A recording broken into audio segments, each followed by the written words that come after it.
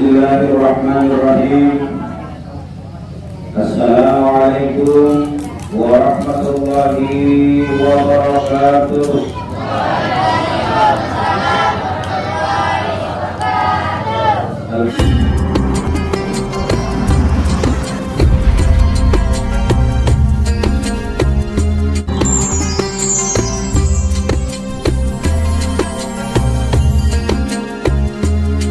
Alhamdulillahilladzi arsala rasulahu bil huda wa dinil haqq liyudhhirahu 'ala dini kullihi wa kafaa billahi shahida.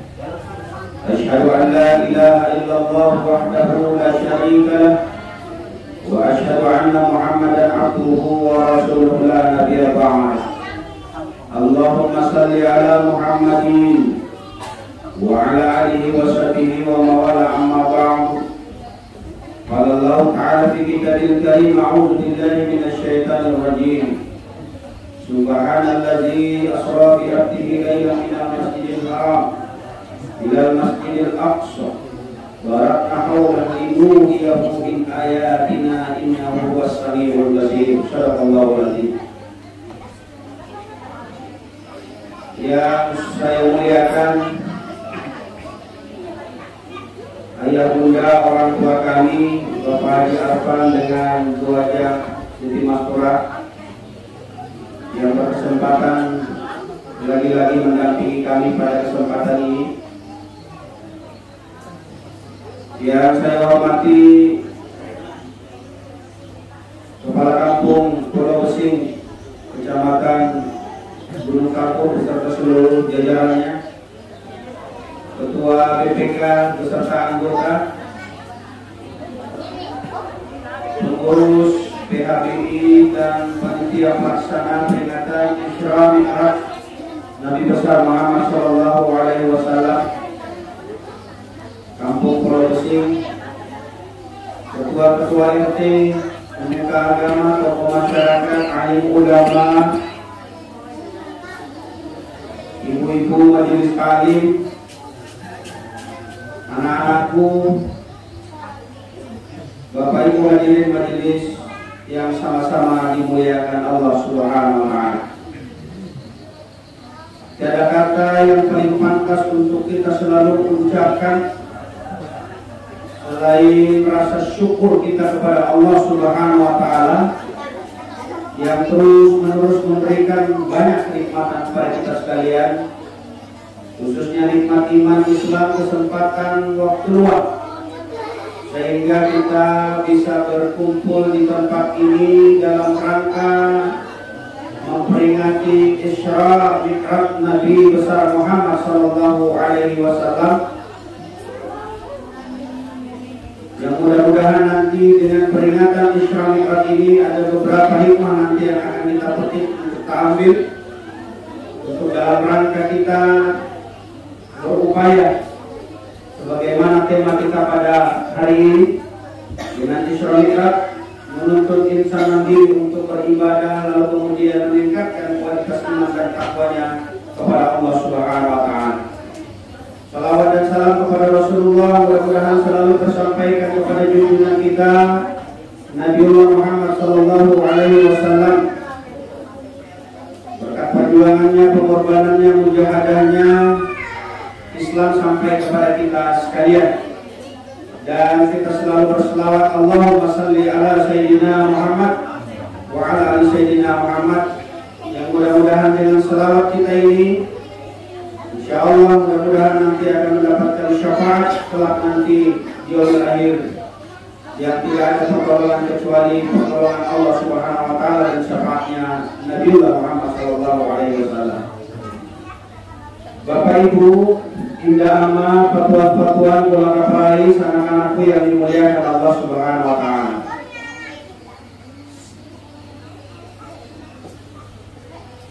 Insya Allah kita sudah memasuki bulan Syawal, baru hitungan kedua insya Allah.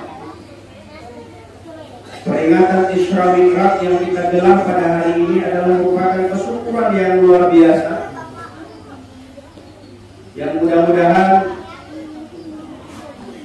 ada ada intisari atau oleh-oleh yang dapat kita petik dan untuk kita jadikan bekal kita di dalam meniti dan menata perjalanan kehidupan kita yang masih disisakan oleh Allah, sehingga kita benar-benar memahami dan mampu menjalankan segala apa yang menjadi perintah-perintah Allah, yang kita ikuti pula dengan kemampuan untuk meninggalkan segala apa saja yang menjadi larangan-larangan. Bapak Ibu hadirin majelis yang dimuliakan Allah Subhanahu wa taala. Anak-anakku bisa konsentrasi apa? Belawas. Bapak-bapak, beliau-beliau mungkin supaya nerangan ini menghadap saya ke sini. Menghadap saya ke sini. Gak usah membelakangi. Nah, putar saja menghadap sini. Biar kita balik kelihatan, Pak. Saya nyaman dulu kalau belakang nanti. Bapak Ibu hadirin majelis yang dimuliakan Allah Subhanahu wa taala. Isra, Mi'raj. Ada dua kata yang sering sudah kita kenal dan sudah kita sering dengar. Isra itu apa? Mi'raj itu apa? Jadi yang mulai ditanya Isra itu apa? Pasti ininya nasi kotak. Ya kan? Isra itu apa? Nasi.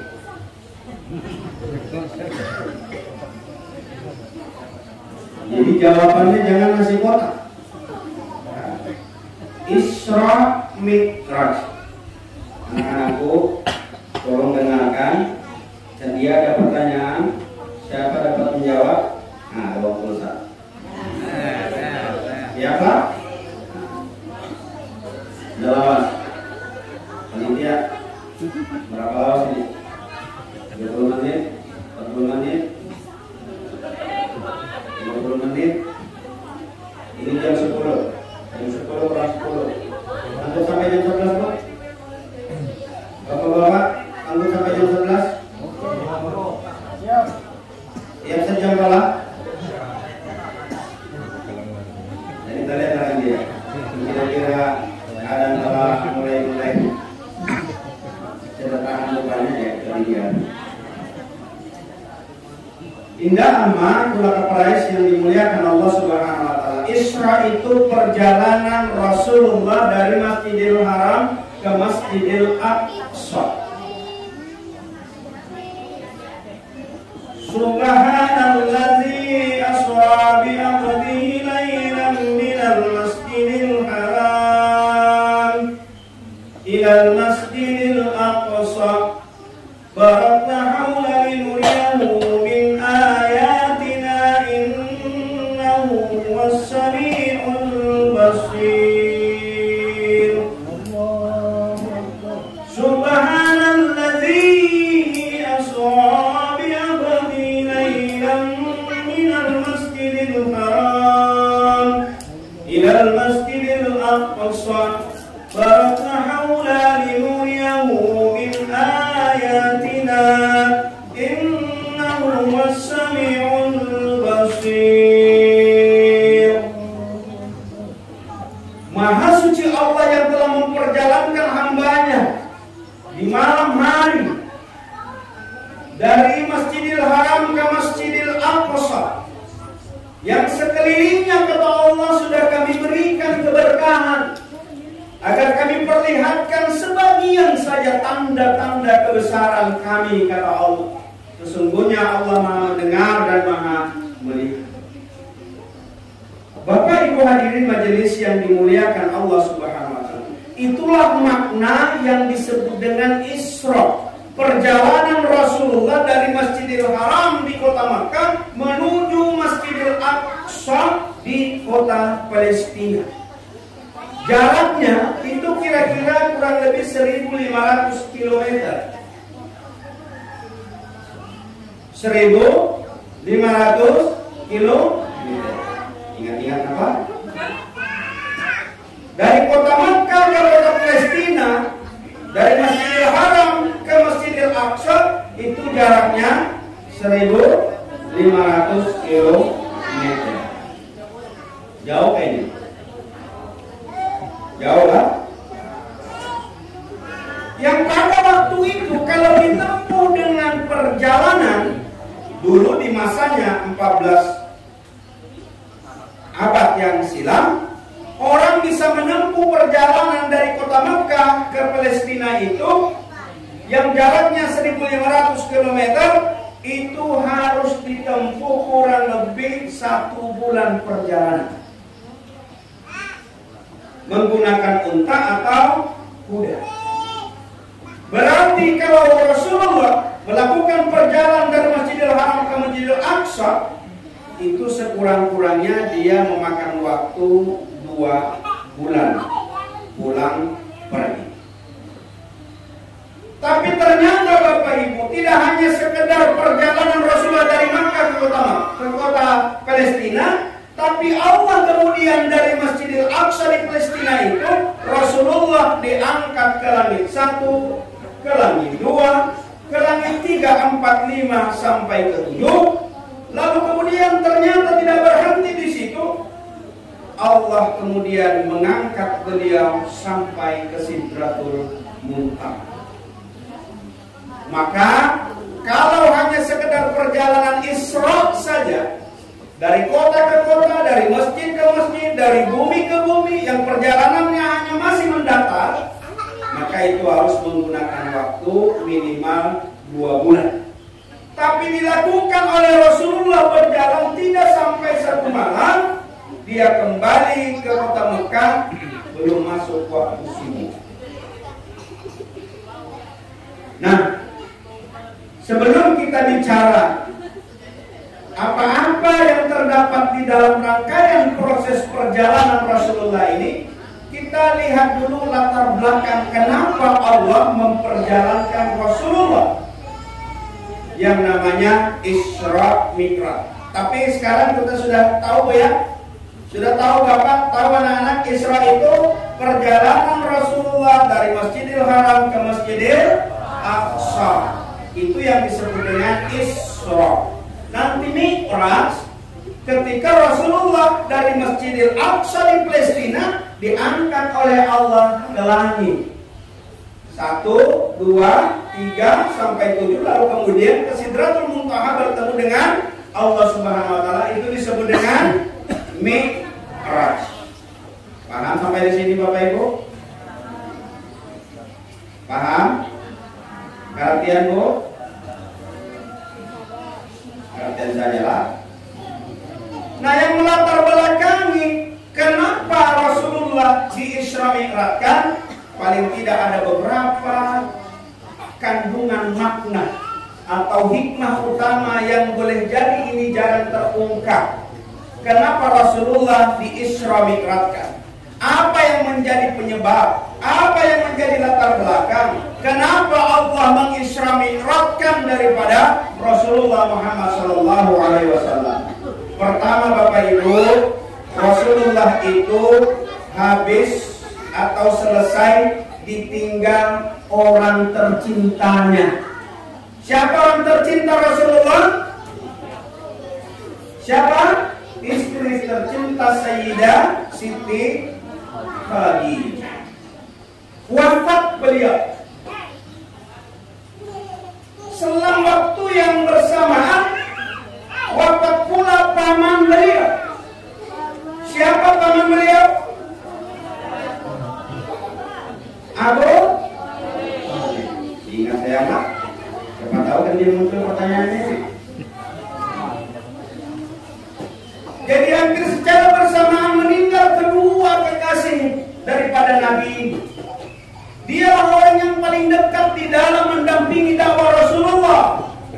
Kalau ada keluh kesah, ada curhatan, ada masalah, ada sesuatu yang muncul di tengah-tengah perjalanan dakwah Rasulullah, maka yang tempat beliau mengadu, yang tempat beliau curhat adalah kedua orang ini. Diwafatkan oleh Allah istri tercinta yang selalu mendampingi dakwah beliau, yang selalu memberikan support, yang selalu memberikan dorongan, yang selalu memberikan motivasi. Maka hidup itu digambarkan memang tidak bisa kita jalan dengan sendiri. Tidak bisa kita dengan sendirinya, tapi ada orang-orang yang mensupport, ada orang-orang yang mendukung,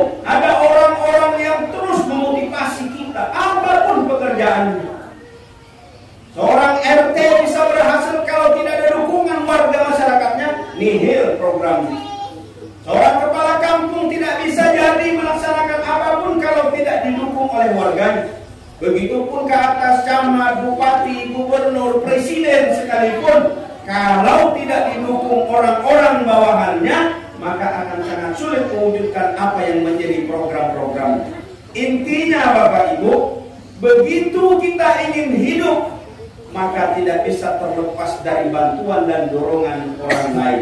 Maka Rasulullah dalam berdakwah, istri tercinta inilah sebagai penyupport-nya. Istri tercinta inilah sebagai tempat berbagi suka duka. Maka setiap ada masalah yang muncul, setiap ada persoalan yang ada dihadapi, maka curhatnya adalah ke istri tercinta. Nah, sementara pamannya Abu Talib adalah orang yang terhormat, orang yang disegani, sehingga kalau dakwahnya Rasulullah itu mendapat halangan, mendapat tantangan, maka yang muncul dan turun tangan adalah pamannya ini. Tapi diambil oleh Allah keduanya dalam waktu yang hampir bersamaan, sehingga disebutlah pada waktu itu, para ulama menyebutkan tahun duka bagi Nabiullah Muhammad SAW. Berdukanya Rasulullah, kenapa? Karena dua kekasih yang selalu mendampingi, yang selalu mensupport, yang selalu mendukung perjalanan dakwah Rasulullah adalah kedua orang ini. Diwafatkan oleh Allah. Apa hikmahnya Bapak Ibu? Hikmahnya Allah ingin mengatakan, bolehlah kita sesama manusia ini saling tolong menolong, bolehlah kita sesama manusia ini saling support menyupport, bolehlah kita sesama manusia ini saling memotivasi. Tapi ingat, yang menjadi sandaran kita dalam hidup ini bukan sesama manusia, tapi Allah ingin tegaskan, bersandarnya kita dalam hidup ini hanya kepada Allah semata. Jadi ini pelajaran yang berharga buat kita. Kenapa diwafatkan dalam waktu bersamaan orang yang menjadi sandaran, orang yang tempat curhat, orang yang memotivasi? Allah ingin mengajarkan kepada Nabi dan kepada kita bahwa hidup ini tidak bisa kita bersandar kepada sesama manusia. Maka diwafatkan oleh Allah keduanya, maka Allah ingin mengatakan, kau hanya bersandar kepadaku, kau hanya minta tolong kepadaku, kau hanya mengadu kepadaku, kau hanya curhat kepadaku. Maka diingatkan kepada kita melalui peristiwa Isra Mi'raj ketika kedua kekasih Rasulullah ini diwafatkan, agar kita hari ini juga menyandarkan seluruh persoalan itu hanya kepada Allah Subhanahu wa Ta'ala. Jadi mungkin Bapak Ibu pernah merasakan orang-orang tercinta kita yang tempat berbagi cerita, yang tempat kita berbagi suka duka, lalu kemudian diambil oleh Allah, maka itu rasanya pasti tidak bisa digambarkan bagaimana sedihnya kita. Nah, saya alhamdulillah hari ini kedua orang tua saya masih hidup. Makanya dalam waktu-waktu seperti ini, alhamdulillah, kalau keduanya sehat, mau dan bisa mendampingi. Dan alhamdulillah, di minggu lalu saya ngisi di Tanjung Batu, beliau ikut. Kemudian hari Senin saya mengisi di Kampung Rapu Kelai. Ternyata di perbatasan Rapu itu. Alhamdulillah beliau ikut. Kembali lagi hari Selasa ke Teluk Sumanti, ikut lagi beliau. Sebagai support saya hari ini, alhamdulillah. Kedua pintu surga saya alhamdulillah masih ada. Sehingga bagi kita yang alhamdulillah hari ini masih ada orang tua, jangan sama sekali tidak manfaatkan kehadiran kedua orang tua ini. Dialah yang menjadi pintu surga kita.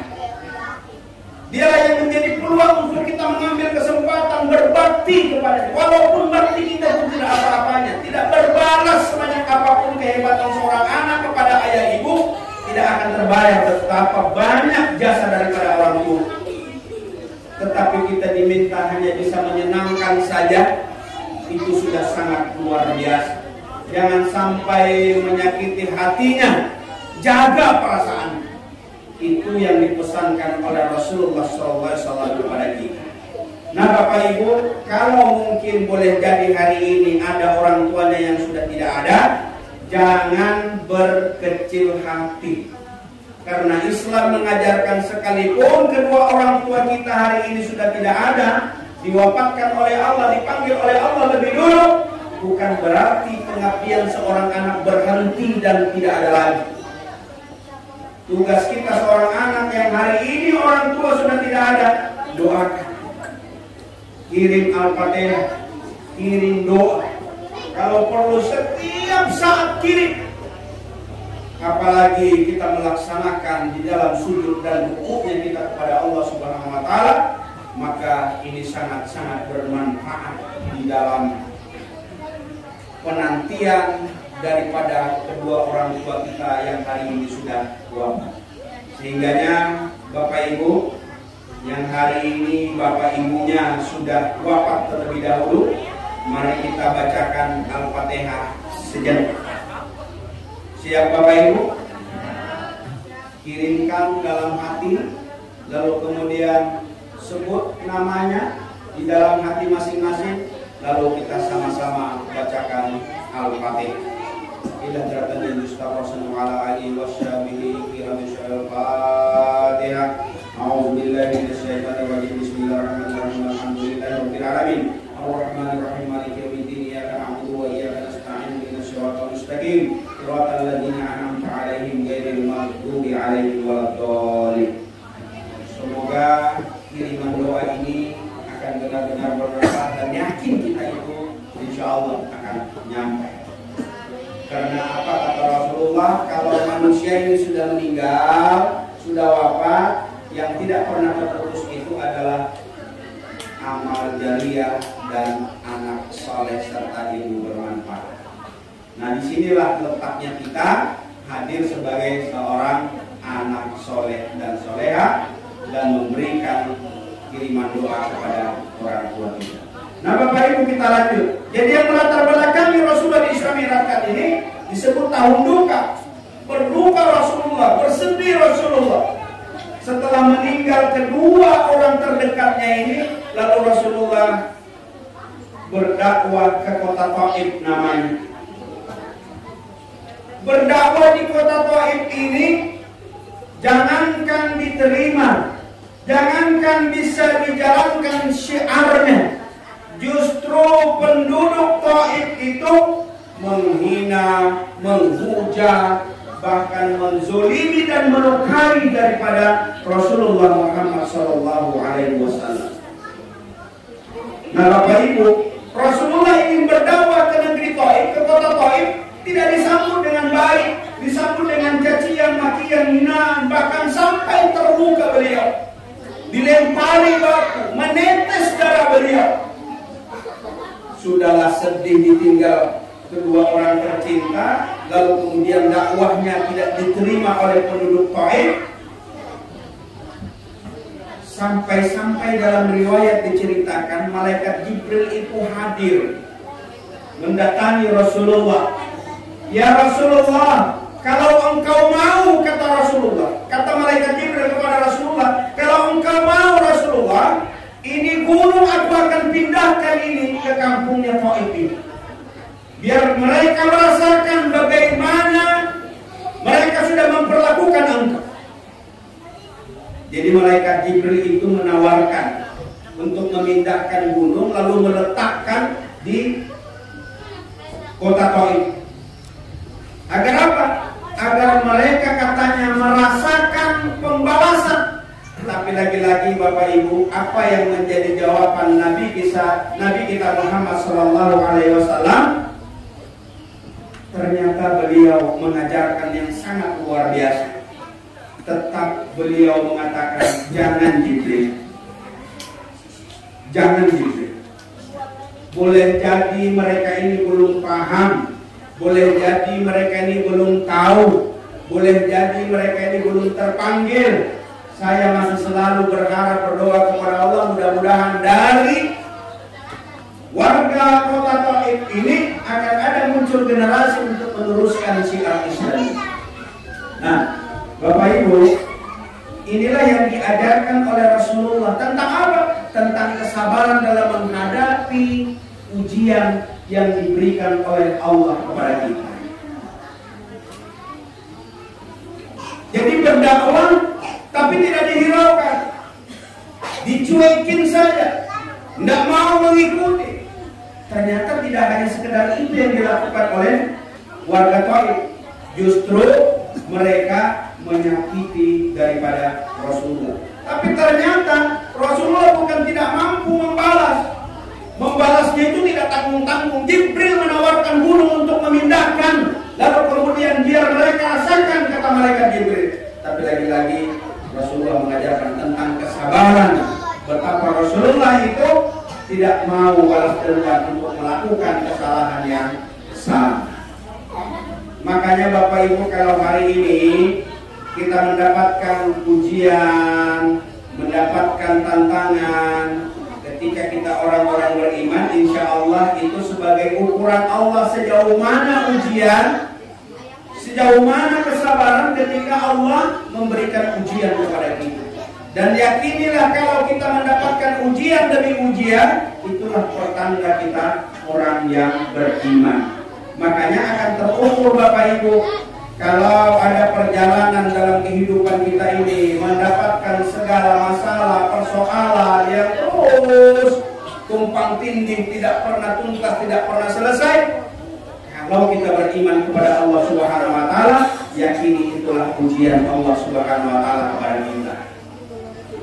Artinya, kalau kita mendapatkan ujian seperti itu, Rasulullah mengajarkan untuk kita terus menjadi orang yang bersabar. Kesabaran Rasulullah yang digambarkan melalui perlakuan orang-orang Taif ini sudah sangat luar biasa. Bukan tidak mampu beliau balas dendam, tapi itu tidak dilakukan.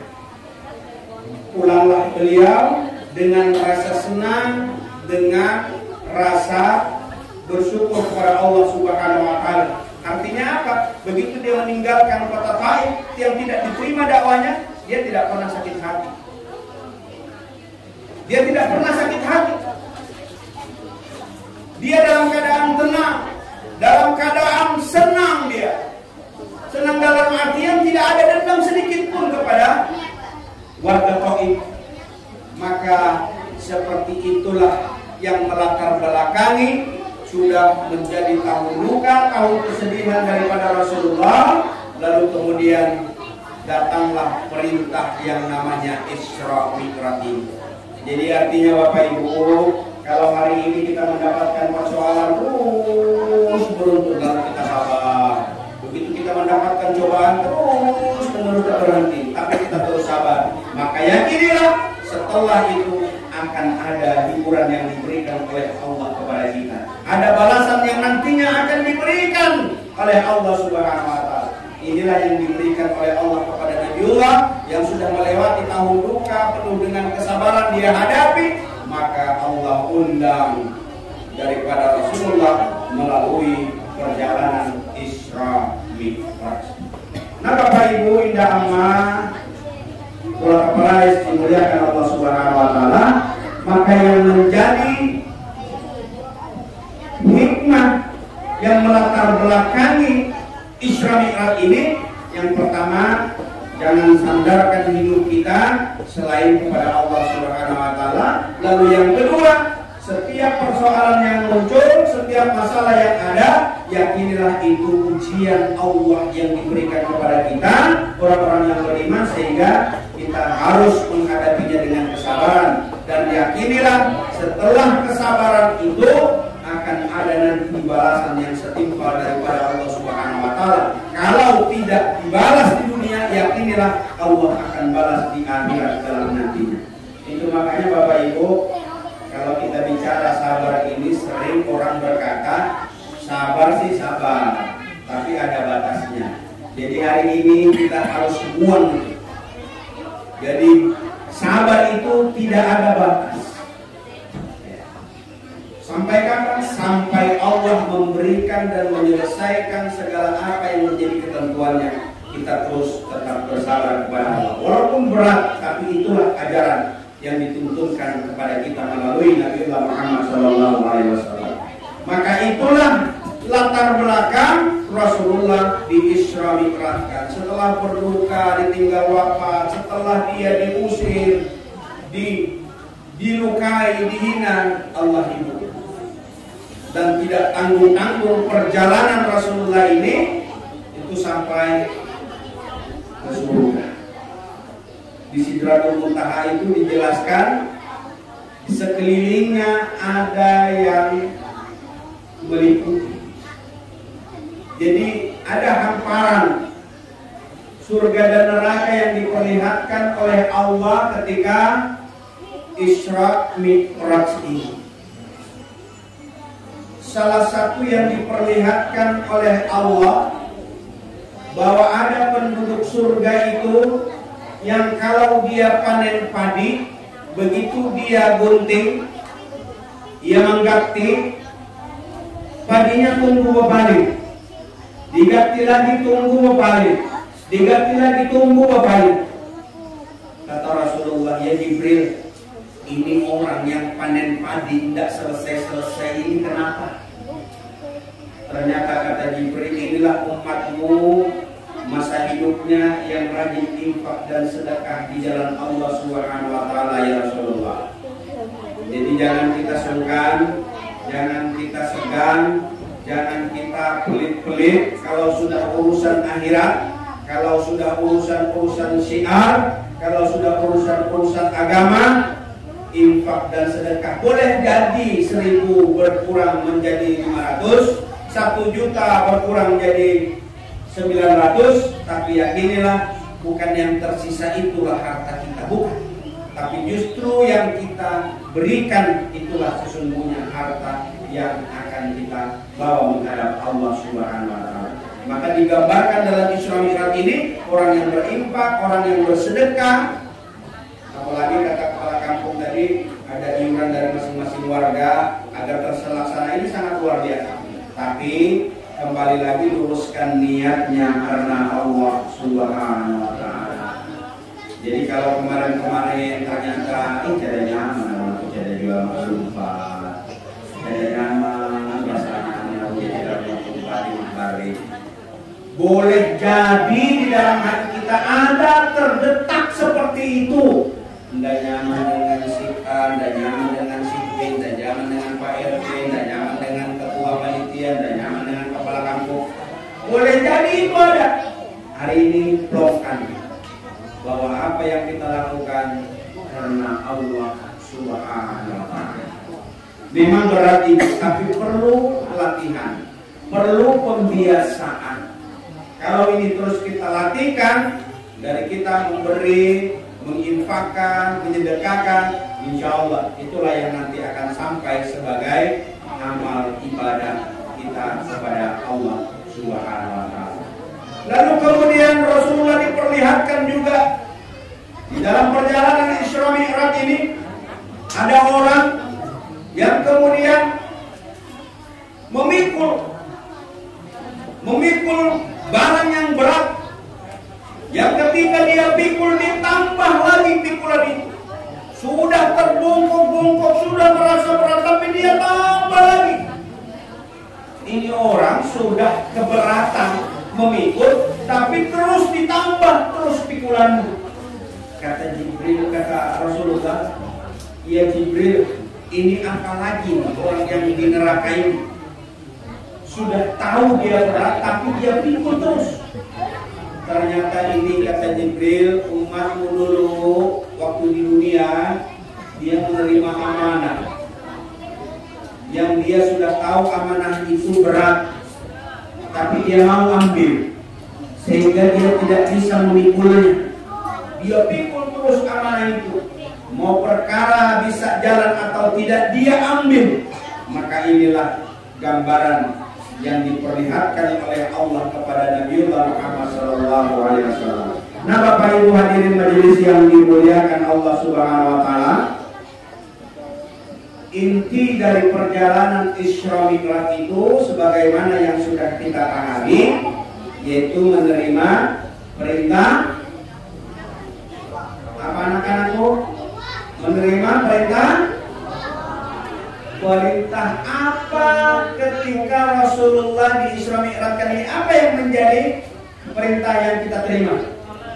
Perintah sholat. Ingat ya? Jadi Isra Mi'raj itu secara khusus Allah mengundang Nabi kita Muhammad SAW untuk menerima perintah sholat. Kalau zakat, puasa, naik haji itu cukup melalui malaikat Jibril disampaikan kepada Nabiullah Muhammad SAW. Itulah yang kita kerjakan. Kita puasa, kita infak, zakat, naik haji. Perintah itu cukup melalui malaikat Jibril yang menyampaikan. Tapi urusan perintah ibadah sholat, Rasulullah diundang langsung ke langit. Diundang langsung bertemu dengan Allah Subhanahu wa Ta'ala.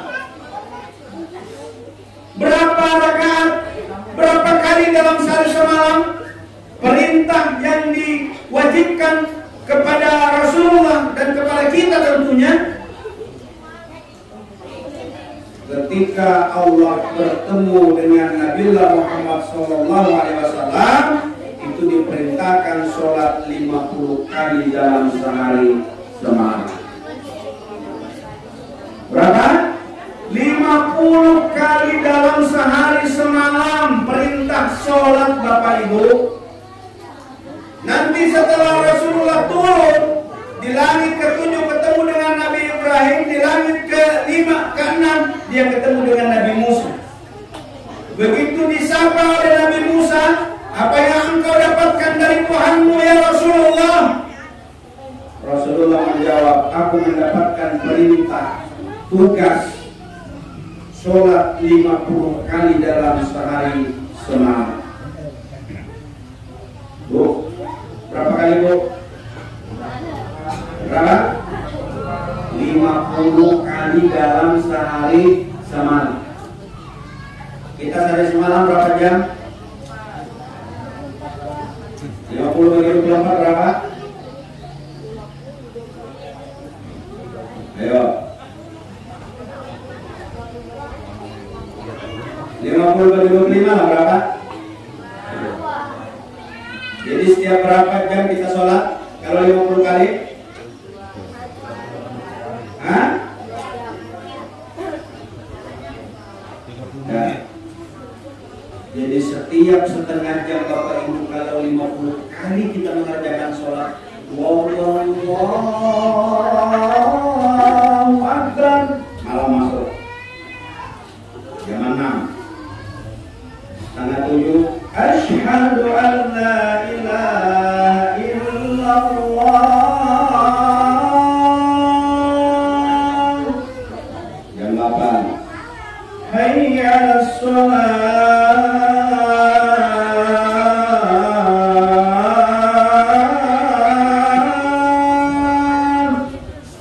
Setiap kurang lebih setengah jam kita sembahyang indah. Kira-kira amun kita sembahyang sholat 50 kali dari sehari semalam atau kurang lebih setengah jam kita sholat, sanggup gak kira-kira Bapak Ibu? Berat. Makanya oleh Nabi Musa, kau kembali lagi kepada Rabbmu, minta dikurangi. Dalam riwayat dikurangi 50 menjadi 45, 45 jadi 40, 40 jadi 35, 35 jadi 30, 30 jadi 25, 25 jadi 20, 20 jadi 15, 15 jadi 10, 10 jadi 5. Dikurangi 5 tahun oleh Allah Subhanahu wa Ta'ala. Siapa yang menyuruh kembali berbolak-balik itu? Nabi Musa alaihissalam. Karena Nabi Musa tahu kalau umatmu Muhammad itu kecil-kecil, umatku besar-besar tidak sanggup untuk mengerjakan itu. Apalagi umatku yang kecil. Maka kau kembali. Sudah dikurangi sampai 5 itu Bapak Ibu. Ternyata Nabi Musa menyuruh kembali lagi. Kau minta lagi dengan Rabb, dikurangi lagi. Disinilah cerdasnya Nabi kita Muhammad SAW. Kalau sekiranya dia kembali lagi kepada Allah untuk minta kurangi, sementara Rasulullah berpikir dari 50, 45, 40, 35, 35, 30, 30, 25 dikurangi 55. Kalau yang sisa 5 ini minta kepada Allah, pasti tinggal 0 rakaat, 0 waktu berapa. Itu kecerdasan Rasulullah berpikir. Sudah Lalu kemudian kata Nabi Muhammad SAW kepada Nabi Musa, sudah cukup aku minta dengan Tuhan. Sudah berulang kali berbolak-balik. Sudah maha besar dan maha kasih sayangnya Allah sudah mengurangi. Yang 50 ini hanya 5. Tapi jaminan Allah walaupun dikurangi 5, tetap diberikan ganjaran 50 kali. Karena apa? Kata Rasulullah, setiap kebaikan akan diberikan ganjaran 10 kali. Maka kalau kita mengerjakan 5 kali, sama halnya kita mengerjakan 50 kali. Nah Bapak Ibu, kasih sayangnya Allah kepada kita akhirnya menjadi ketetapan syariat kita mengerjakan sholat 5 kali dalam sehari semalam. Kira-kira prediksinya Nabi Musa gimana? Nabi Musa yang mengkhawatirkan kalau umatmu itu kecil-kecil, jangankan 50, jangankan 40, jangankan 30, jangankan 20, jangankan 10, 5 saja hari ini yang mesti kita tegakkan. Masih banyak yang belepotan untuk tidak mengerjakan yang namanya sholat 5 kali dalam sehari semalam. Tapi ini beroperasi insya Allah. Tidak. 5 kali dalam sehari semalam Bapak Ibu, itu kita mengerjakan 17 rakaat. Di awal malam diingatkan oleh Allah ada maghrib dan isya. Ini yang paling gampang, yang paling mudah. Dan biasanya jamaah paling banyak dibanding dengan sholat-sholat yang lain, maghrib dan isya. Nah mudah-mudahan di Pulau Basing ini paling tidak ada maghrib isya yang paling murah. Sudah dapat sesat, 2 sah, sudah dapat 2 sah, 3 sah.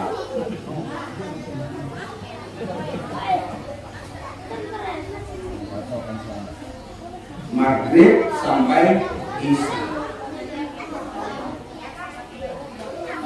Namun subuh kalau keinginan, namun belum dapat kesunut-sunut ke masjid, coba-coba ibu. Tapi Bapak Ibu, kewajiban kita yang difardukan, fardu ain artinya wajib itu kalau kita kerjakan dan dapat pahala, kalau ditinggal berarti kita berdosa. Ini yang terus menerus jadi tabungan kita kalau kita tidak melakukan. Kalau kita sujud dan rukuk kepada Allah akan terus mengalir pahala, tapi begitu kita tidak mengerjakan akan mengalir dosa. Itulah yang namanya wajib Bapak Ibu. Makanya prediksi Nabi Musa itu umatku kecil-kecil itu tidak akan sanggup. Tapi kita selalu berupaya Bapak Ibu. Karena sholat ini adalah merupakan ibadah yang langsung diperintahkan oleh Allah kepada Nabi kita Muhammad SAW tanpa melalui perintah atau melalui perantara malaikat Jibril. Beda kan kalau kita menerima bantuan dari pejabat saja, kalau kita dititipin, presiden memberikan sesuatu kepada kepala kampung melalui, bisa jadi melalui gubernur, bisa jadi melalui bupati, bisa jadi melalui camat. Diterimalah oleh kepala kampung, katakanlah penghargaan atau hadiah apalah. Tapi begitu Pak Presiden mengundang langsung ke istana kepala kampung, apalagi dapat foto, dapat selfie dengan presiden, beda. Kira-kira gambarannya seperti ini.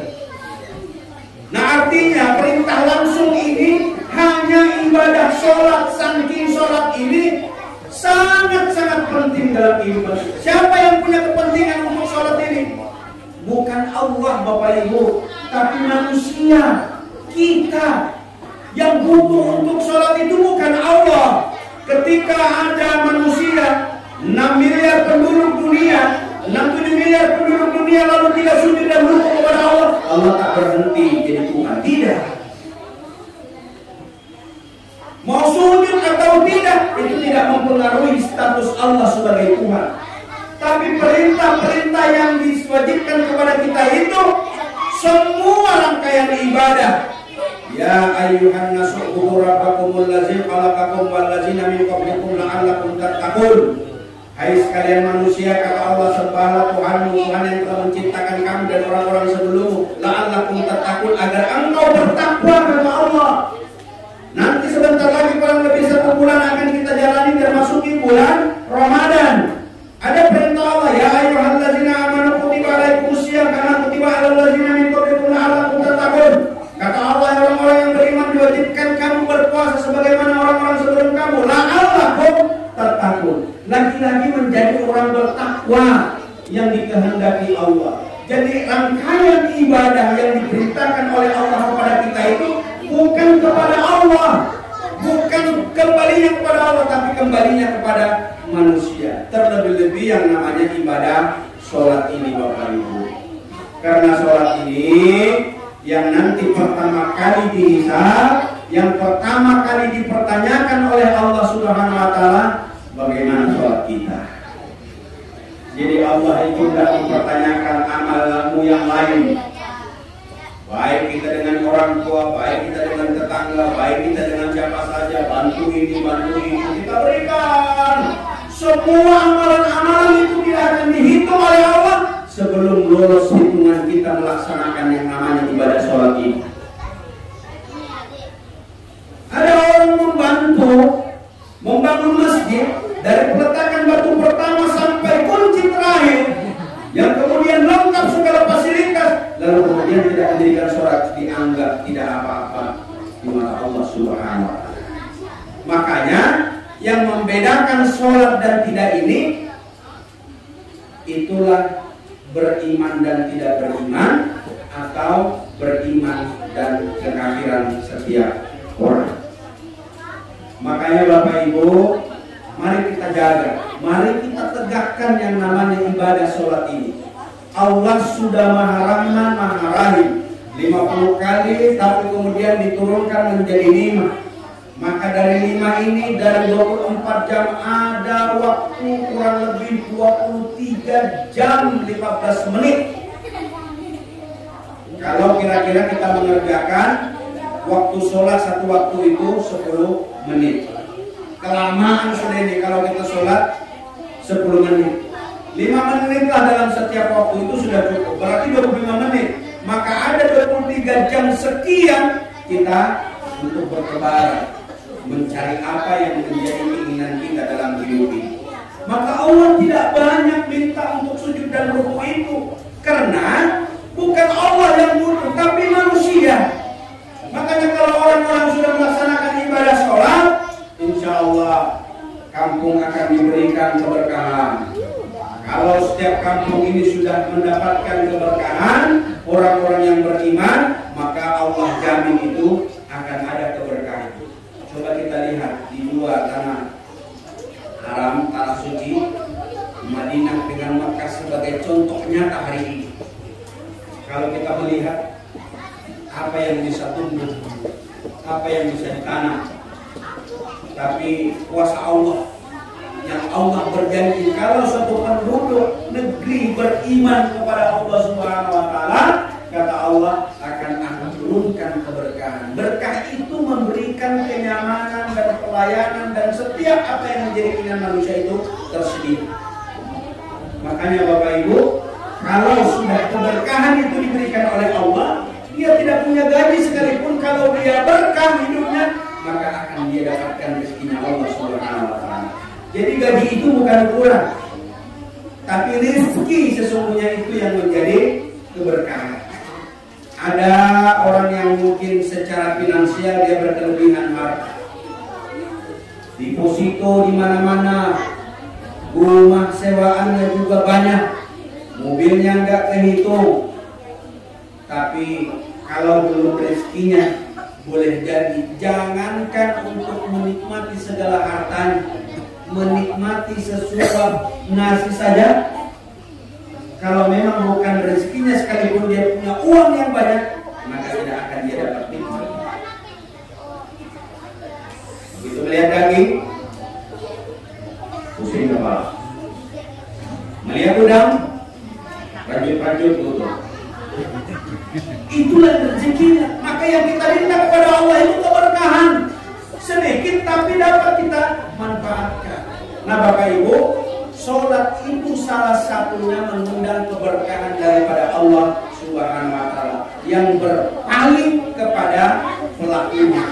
Maka sholat, mari kita tegakkan, jangan sampai ditinggalkan. Maghrib, Isya, setelah Isya nanti panjang waktunya, baru kita ketemu subuh.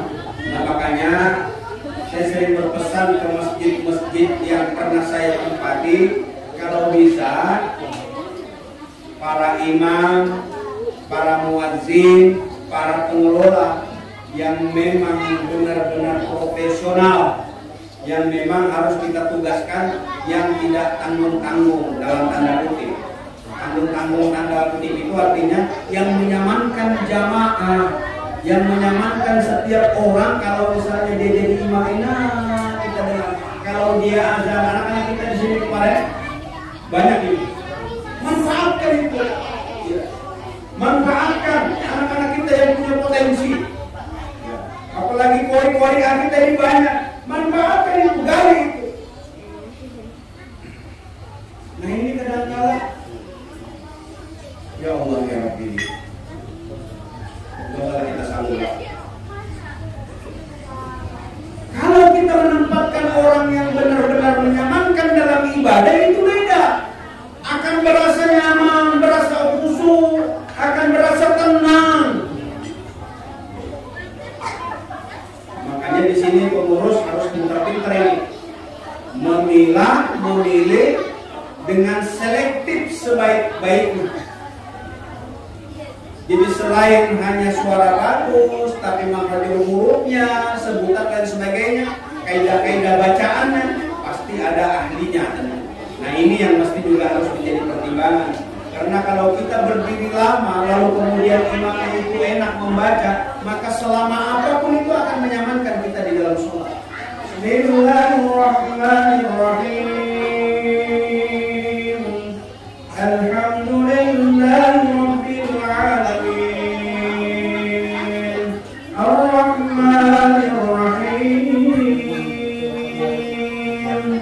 Maliki Yawmiddin. Iyyaka na'budu wa iyyaka nasta'in. Ihdinas siratal mustaqim. Siratal عليهم غير المغضوب عليهم ولا الضالين.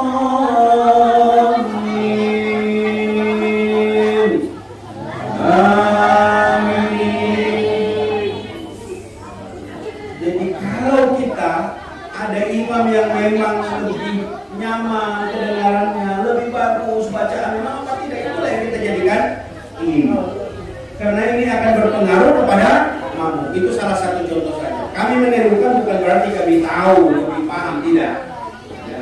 Karena sampai detik ini pun kami masih belajar tentang makhraj huruf, tentang belajar bagaimana tajwid dan sebagainya. Sampai detik ini masih kami belajar. Karena dulu kami memang tidak pernah belajar, cuma semangat hendak lompat MTQ itu, waduh luar biasa. Ingat dulu masih anak MTQ di batu-batu. Saking hendak lompat MTQ, naik saja tanpa dinilai. Ingat dulu masih anak. Syukur apa? Syukur lompat MTQ pun. Tidak tahu buat bacaan berapa. Alhamdulillah merasakan dua panggung kan. Nah Bapak Ibu hadirin majelis yang dimuliakan Allah Subhanahu wa Ta'ala, maka yang namanya perintah sholat ini tidak ada tawar-menawar, harus kita kerjakan. Terlebih-lebih kita laki-laki Bapak Ibu. Kalau sudah akil balik, kalau sudah dewasa, maka yang namanya perintah sholat tidak bisa kita duduk, tidak bisa kita berdiri, kita duduk, tidak bisa duduk, kita berbaring, tidak bisa berbaring kita dengan isyarat. Kalau juga sholat dengan isyarat tidak bisa lagi, berarti terakhir kita lah yang disolatkan Bapak. Itu pun sholatnya kita, disolatkan kita itu tidak bisa lagi ruku, tidak bisa lagi sujud, cukup dengan 4 kali takbir saja.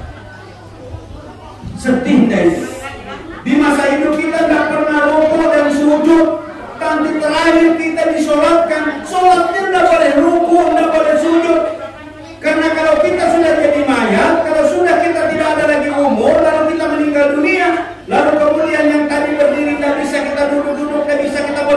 berbanding dengan isyarat, dan isyarat itu juga sudah tidak bisa, berarti kita disolatkan. Ternyata setelah saya pikir-pikir, disolatkan orang itu pun yang menyolatkan tidak boleh ruku, tidak boleh sujud, cukup dengan 4 takbir saja.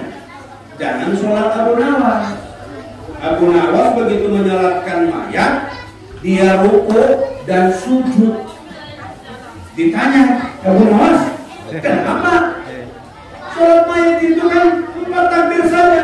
Apa kata beliau? Namanya juga Abu Nawas kan, mujarakan dari kisah ini yang jelas itu kita dengar. Apa dia Abu Nawas? Ini mayat Pak Kaya misalnya. Jadi tidak cukup 4 takbir, harus sujud dan ruku. Nah Bapak Ibu, disinilah sesungguhnya yang namanya sholat. Kemudahan sudah dibuka peluang bagi kita. Bagi yang musafir silakan untuk menjamak mengkosar. Menjamak itu meringkas menyatukan satu waktu. Zuhur langsung asar boleh. Kalau kita dalam perjalanan, kita musafir, ada ruksah, ada keringanan, kita sakit tadi boleh juga. Misalnya tidak bisa tersentuh air karena tidak boleh, karena sakit, boleh kita tayamum. Luar biasa. Kalau jika kita yang namanya tayamum tidak mensucikan, tapi seperti itulah kemudahan yang diberikan oleh Allah. Jangan sampai kemudahan yang diberikan oleh Allah ini kita yang berat-beratkan. Makanya yang namanya perintah sholat merupakan satu kewajiban kita. Jangan sampai yang namanya tertinggal, Bapak Ibu. Nah, Bapak Ibu hadirin majelis yang dimuliakan Allah Subhanahu wa taala, sampailah kita pada waktunya. Saya ingin menyimpulkan, ada 5 menit lagi sesuai janji saya. Tadi jam 10 kurang 10, sekarang jam 11 kurang 15. Ada 5 menit lagi. Bersabar dulu Bu ya, masih bisa lanjutlah. Saya ingin menyimpulkan peringatan Isra Mi'raj kita pada hari ini, yaitu kita ingin menegakkan yang namanya ibadah sholat. Berdoa kita kepada Allah, munajat kepada Allah, minta kuat-kuatnya, sekhusus-khususnya agar kita diberikan petunjuk dan hidayah mau sujud dan ruku kepada Allah Subhanahu wa taala. Enggak dapat maghrib dan isya dulu. Maghrib isya terus dijaga dirawat maghrib isya ini. Namun kira-kira 4 bulan kita tanpa menghentikan maghrib dan isya, kita pasti akan insya Allah kita cari subuh dan sholat berikutnya. Tapi tanpa henti 4 bulan, insya Allah. Kenapa demikian? Proses pembiasaan itu penting. Kalau tidak dibiasakan maka akan sangat sulit. Tapi tidak pernah ketinggalan, tidak pernah kita lalaikan. Gitu. Jadi tegakkan sholat. Kedua, karena sholat ini merupakan pembeda antara orang beriman dan yang kafir. Maka kalau kita lihat orang-orang di luar Islam, tidak ada dia sholatnya. Kalaupun ada, ibadahnya beda. Karena ketundukan kita di dalam sholat ini itu nampak dan terlihat, sehingga sujud dan ruku ini sebagai simbol kita sebagai seorang Islam yang beriman. Nah, mudah-mudahan dengan hikmah Isra Mi'raj yang kita peringati pada hari ini memberikan tambahan wawasan kepada kita, dan kami secara pribadi dan keluarga sangat-sangat menyayangi pula-pula di Pulau Besing ini. Apalagi Pulau Besing ini kan istilahnya ya pulau, hanya sepulau-pulaunya. Bangkitkan gairahnya supaya Allah memberikan keberkahan kepada kampung ini ya. Paling dada maghrib, ingat maghrib. Jadi biasanya maghrib masih saja sibuk dengan kerajaannya, pinggang dulu, pinggang. Kita belajar dari manuk saja, manuk maghrib yang mulai. Ya. Ini artinya mengisyaratkan kepada kita, mudah-mudahan lewat pencerahan tambahan wawasan ini kita digerakkan hati kita untuk melaksanakan yang namanya sholat. Baik Bapak Ibu, demikian apa yang dapat saya sampaikan. Siap anak-anak, pertanyaan dari siap jawab? Angkat tangan dulu apa pertanyaan dulu? Pertanyaan dulu atau angkat tangan dulu? Pertanyaan dulu ya. Nah, siapa yang dulu angkat tangan? Ya. Ayo, apa Isra itu? Ayo maju. Siapa yang bisa? Apa Isra itu? Ayo, siapa yang bisa maju? Ayo, ayo. Ayo, apa Isra itu? Yang pertama kali dijelaskan. Ayo, apa Isra itu? Pengertian Isra apa? Ayo, siapa yang bisa? Maju. Ayo. Ayo. Ustaz gak ada maju. Ayo. Isra itu apa? Ayo. Nah, tanya. Di belakang, sudah? Ayo, saya maju. Ayo, sini. Nah. Sini.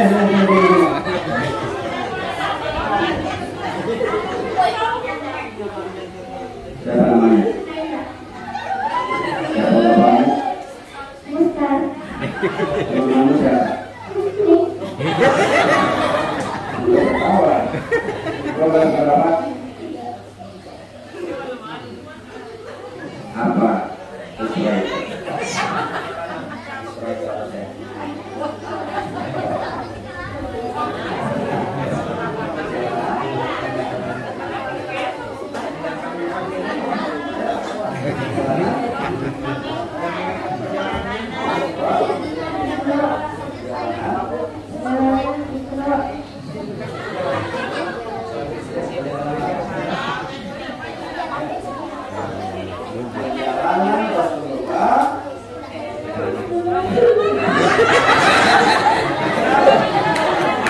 Jawaban. Ayo semangat.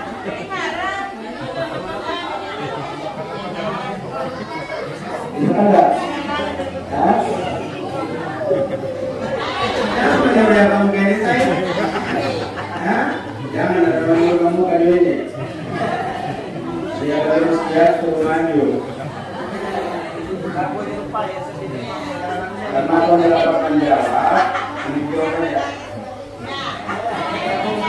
Salin.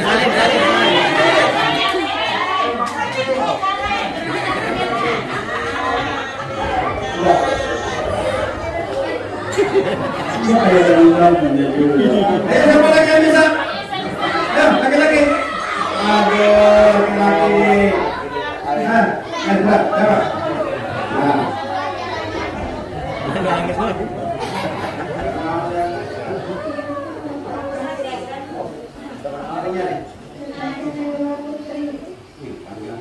Kamu siapa?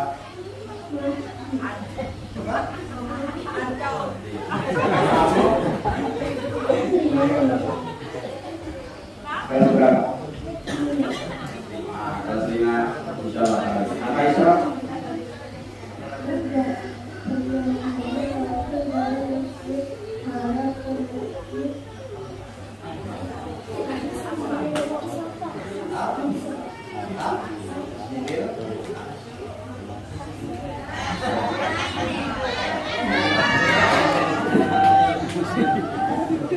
Baik Bapak Ibu, demikian hikmah yang dapat saya sampaikan pada pertemuan kita pada pagi hari ini. Lagi-lagi kita bermohon kepada Allah Subhanahu wa Ta'ala, semoga acara kita diberikan keberkahan oleh Allah Subhanahu wa Ta'ala.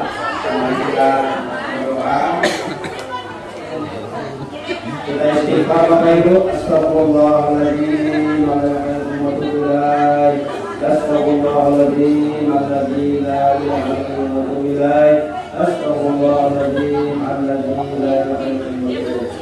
Amin ya Allah, amin. Bismillahirrahmanirrahim. Alhamdulillahi rabbil alamin, wassalatu wassalamu ala asyrafil anbiya'i wal mursalin, sayyidina Muhammadin wa ala alihi wa sahbihi ajma'in.